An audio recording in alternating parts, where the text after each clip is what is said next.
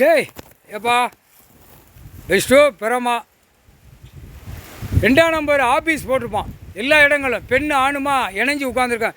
என்னடா கருவேப்பிலை நீங்கள் இப்போ போகணுமாங்க? சரி போங்க போங்க. திரைலோகத்தில் கருவை இருக்கணும்ல. கருவேப்பிலை மரம் பார்த்தா குடும்பத்தை கருவை இருக்கணும். அதுதான் ஏமங்காலம் தூவம் பக்கத்தில். எப்படிப்பா அந்த மரத்தை கொண்டு வந்து வச்சுருக்கியா? ஐயா மௌனமாக சிரிக்காரு, எங்கள் அண்ணன் சிரிக்காரு. சரிப்பா கெட்டிக்காரங்கப்பா. கருவை இருக்கிறதுக்கு அப்போ அவ்வளோ 7 செம்பமாக உங்களையும் பாடாப்படுத்திட்டான் என்ன? அப்பா சரி சந்தோஷம். கருவேப்பிலை மரம் நீங்கள் வளர்த்த மரம் எப்படிப்பா கொண்டு வந்து வச்சிய?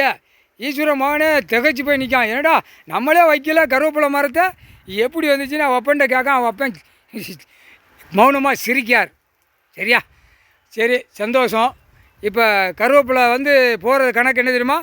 அரசியல்வாதி குடும்பத்தை கருவை அறுக்கிறது. அதனால் அவன் ஆஃபீஸில் எரிஞ்சிரு. 2ஆம் நம்பர் வியாபாரம் பார்க்குற தொழில் பார்க்குறவனுக்கும் ஆஃபீஸில் எலும்புச்சம்பளம் கனியை எரிஞ்சிரு.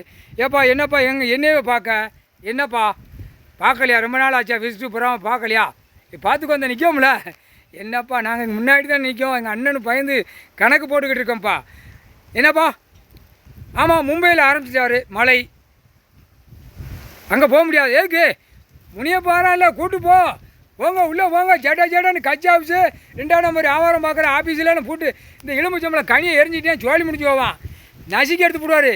அவன் எல்லாம் விளையாண்டுக்கிட்டு இருக்கான் அப்படின்ட்டார். ஏப்பா கருப்பு ஆடை மானிட பிறவி, முக்காடு தொப்பி தாடி போட்ட ஆட்டு தான். அதே மாதிரி நீதிமன்றம் கோர்ட்லேயும் ஆட்டத்தில் இருக்குது.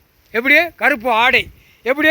அப்போ 7 செம்பமாக அந்த கருப்பு ஆடையை போட்டு கடவுளுடைய சொத்து பூமியை நீதியே வரலை, நியாயமும் வரலை, அதர்மத்தில் பூமியில் நடந்து கொண்டே இருக்குது.